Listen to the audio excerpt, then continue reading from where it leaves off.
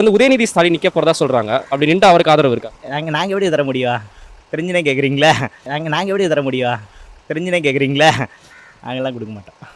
உங்களோட ஓட்டெலாம் கிடைக்கிறதுக்கு சான்ஸ் இல்லை. சர்வே எடுக்கிற ஒரு வீடியோ பார்த்துங்க. ஒரு ஐயர்கிட்ட போய் திமுகக்கு நீங்கள் ஓட்டு போடுவீங்களான்னு கேட்குறாங்க.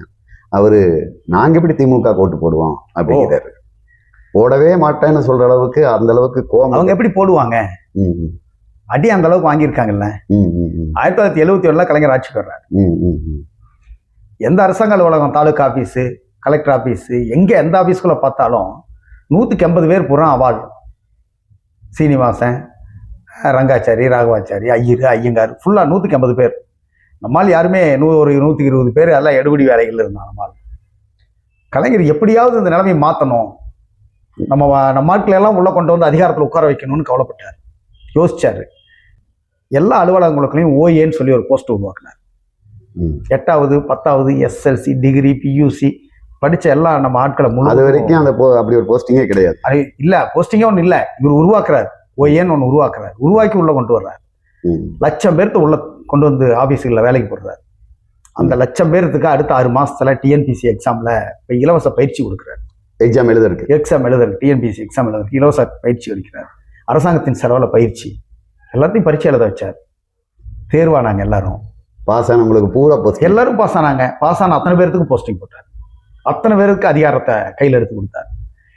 180 பேர் ஐயங்காராகவும் 20 பேர் நம்ம ராமசாமி குப்புசாமியா, ஒரு கவுண்டரு, வன்னியர், நாடாரு, தேவரு, செட்டியாரு, பிற்படுத்த தாழ்த்தப்பட்டவர், இப்படி இருந்த இடத்துல கலைஞர் 5 வருஷம் ஆட்சிக்கு பிறகு அப்படியே தலைகளா திரும்பிச்சு.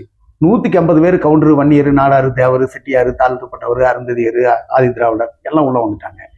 அவன் 120 பேரா மாறிட்டான். எப்படி ஓட்டு போடுவான்? அதான் சொல்ல. இவர் ஆட்சியில ஏறப்போ 80 பேர் அதிகாரத்துல இருந்தாங்க. அவன் 20 பேர் நம்மால் எடுபடியா இருந்தான். இவர் ஆட்சியை விட்டு இறங்குற போது 180 பேர் அதிகாரத்துல நம்மாலு, அவன் 20 பேர். அந்த கோபம் இருக்கும்ல. அவங்களுக்கு அந்த கோபம் இருக்கிற மாதிரி வன்னியர், தேவர், கவுண்டருக்கு இவங்களுக்கெல்லாம் நன்றி இருக்கணும்ல தோழர். அது கலைஞரே சொல்லுவார். இத்தனை ஒரு அரசியல்ல நீங்க என்ன தெரிஞ்சுக்கிட்டீங்கன்னு சொன்னா, பலன் அனுபவித்தவர்கள் நன்றியோடு இருப்பார்கள் நினைக்கிறது தப்புன்னு தெரிஞ்சுட்டேன். ஆனாலும் நம்ம பண்ணிட்டே இருக்கணும். நம்ம செய்யறதை செஞ்சுதான் தீரணும். அது நம்ம கடமை. அதுதான் கலைஞர். அரசு பணிகளில் பதவிக்கு இடமெல்லாம் தம்மதே என்று வதக்கியே தனது வாழ்வினை பறித்த ஓர்விரு மக்களிடம் போர் புரிய தயங்கியதால் செதுக்கிய சிலைகளாய் செயலற்று கிடந்த ஒன்று.